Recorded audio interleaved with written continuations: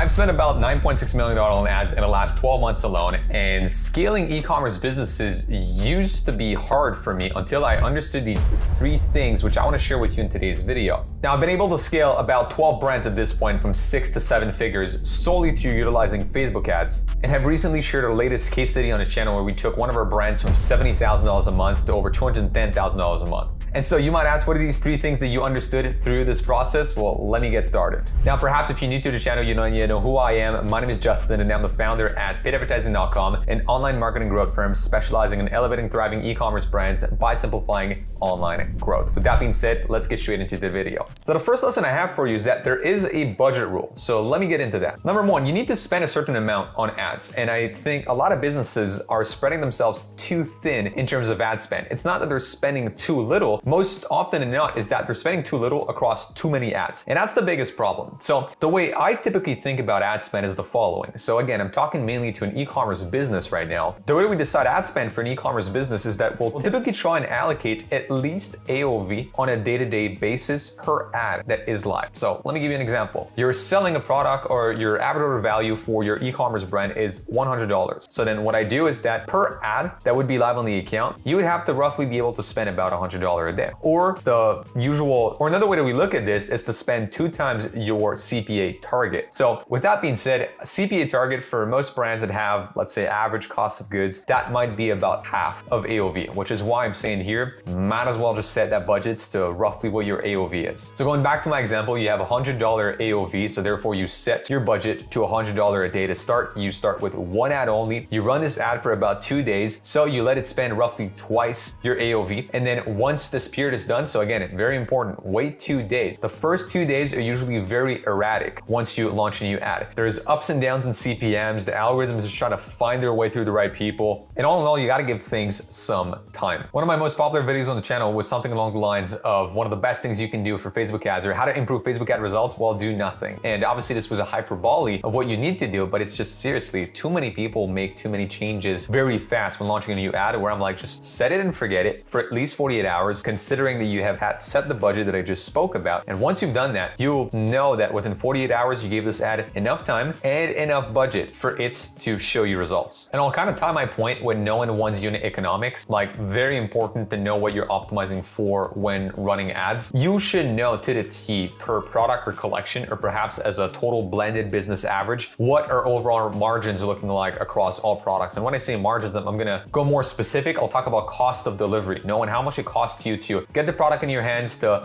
store it in the warehouse, to pick and pack it, to ship it, and basically to get the product from your factory all the way to a customer's hands. And one thing too that I feel is a little overlooked is the amount of ad spend you should have saved up before starting to run ads. My general rule of thumb is have about 3 to 6 months of ad spend set aside before you even start running ads. You will burn money at the start. If you've never run ads before, you will burn money. It's inevitable. You'll spend money. You're not going to be profitable. At best, you might be breaking even. So with that being said, you should be ready to spend at least $18,000 over the span of 3 to 6 months. Where does that number come from? Is this an arbitrary number? Somewhat, but it's taken on the fact that you can spend about $100 a day for 6 months, or roughly $200 a day for 3 months. And if you spend this amount, you roughly should have enough ad spend to test for most stores out there, like most businesses that should fit within like their target KPIs. And therefore, if you have a diligent feedback loop, meaning about every 2 days, as mentioned earlier, you look into your ad results, you make changes by either launching a new ad or tweaking your landing page or so on and so forth based on what the stats tell you, it's pretty much inevitable that you will find success within 3 to 6 months. But there is a time period that you will need to spend and most likely lose money before you start being profitable with it. Now, the second thing that I understood over the last few years has been that it's not just about ads. In fact, it's more about the product and the ads itself. And if you haven't advertised yet, or perhaps you're currently advertising and you just find yourself with churning creatives after creatives and they just don't work, and you're wondering, well, what is it? Is this my ads? Is this my product? A very good stress test to do with your business is to run catalog ads. So no matter how many SKUs you have, one of the best things you can do is, if you're about to start advertising, just run a catalog ad. So set up a Facebook ad, put it as a catalog, which basically is going to pull images from your website. That might be an image of your product on a white background perhaps. And now the focal point is purely the product itself. You don't have any crazy creative variable. You won't, like, there's no way that the hook is wrong or that it's not the right creator, you don't have the right angle. The product is the focal point of the ad. And the algorithm now is going to do its best to match the product to people looking for similar products online or having shown interest in,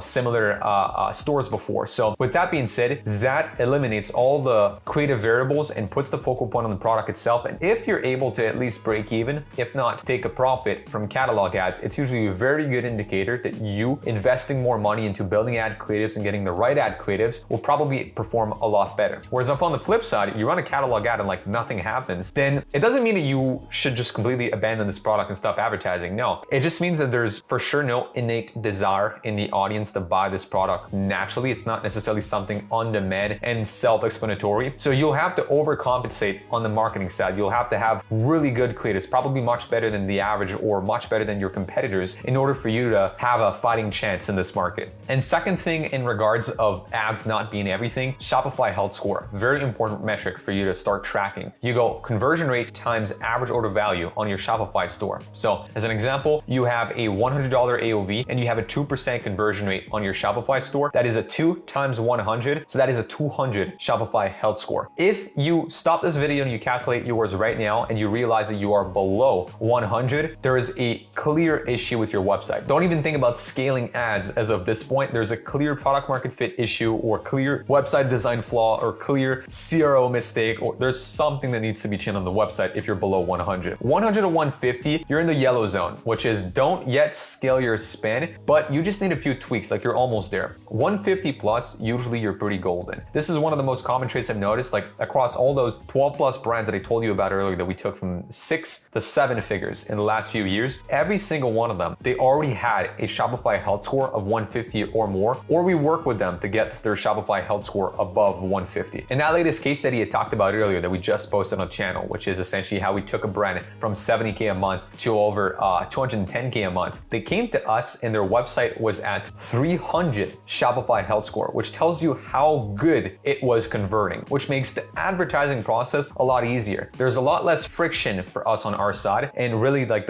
it eliminates the amount of variables that could play against us is what I'm saying here. Is we know the website was good, so therefore all we had to do is come in and do what we do best, which is ads. Now the third thing I wish I knew earlier was to use fundamental analysis. Now this is a process that we coined at paidadvertising.com, and it's a way to think about doing ad creatives. I feel like we're past the point now of saying that creative is the new targeting. Mostly every advertiser knows that. Like every sensible advertiser knows that they need to be going broad. They know that they shouldn't do interest and lookalikes and such, and that keep your ad account simple. That's now starting to be a much more widely known and adopted fact. But now where people struggle is like, okay, I know I need to focus on my creatives, but how do I make a good creative? And what if yet I've never ran ads before, right? Like what do I do in my case? So fundamental analysis works regardless of you having ran ads in the past or not. The way that our process works is we have this Google Sheet. I call it the Research Center. I made a few videos about it. When you take into consideration the Research Center, we have different variables that we keep track of. So those variables are persona, so the who we're talking to in the ad. Then we have the what, the mass market desire evoked in the ad. Then we have the how, the positioning of the ad in itself, how the messaging was positioned. Are we talking to a unaware customer? Are we talking to a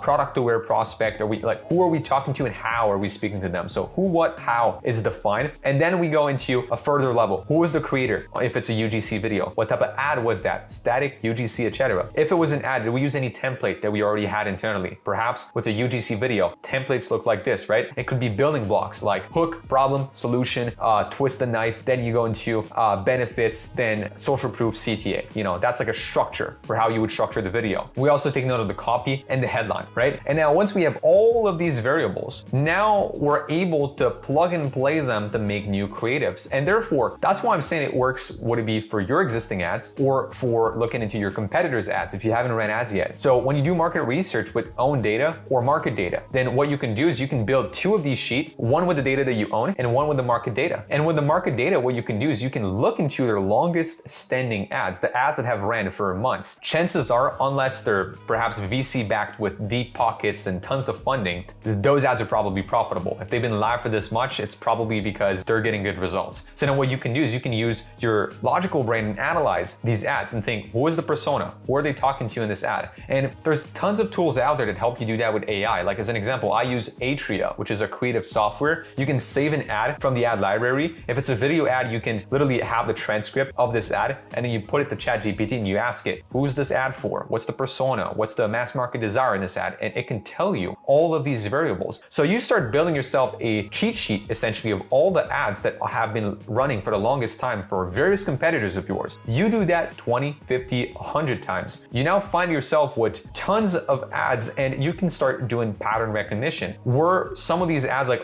across all of those ads, what is the most common market desire? What is the most common persona that my competitors are speaking to you? What is the most common positioning in the messaging? What is the most common creative type? Static, video, carousel, etc. And now it's much easier for you to increase your hit rate, which is the percentage of creatives that you launch in your ad account versus the ones that actually become winning ads. How do I define winning ads? Winning ad for me is an ad that sustains a certain amount of ad spend for a long period of time and is above KPI. And so you can now understand that the same thing can be done with your own ads. You can either in the future create your own ads from that method. You fill out essentially this research center that I'm talking about with those fundamental pillars, and then when you make this ad, if it works, then you know why it worked and you can make new iterations. And if you've never done that before and you've been running ads already for some time, just go through your ad account and do the same exercise. Go through your current ads, start fundamentally analyzing them, note down all of these pillars that I mentioned today, and then you'll find yourself understanding why these ads have worked, why those creatives were good creatives, and then you can start producing more of those in the future. And that answers the question I mentioned earlier, right? Which everybody's kind of asking. It's like, okay, I know creatives and new targeting, but like, how do I make this process predictable? How do I scale? How do I make good ads? This is how you do it. And so if you've made it this far in this video and you are an e-commerce brand owner wanting to work with a paid ads partner on a Meta, Google, and or TikTok, click the button down below to book in a call with myself and our team at paidadvertising.com today. If you want perhaps one-on-one consulting with me directly for me to review your ads, to give you some business guidance, then check out a second link in the description below to join our one-on-one consulting program called Ad Engine. On that note, I invite you to check out other videos on the channel, such as the case study video I mentioned earlier. Have an amazing day, have an amazing week, and see you on the other side. Bye.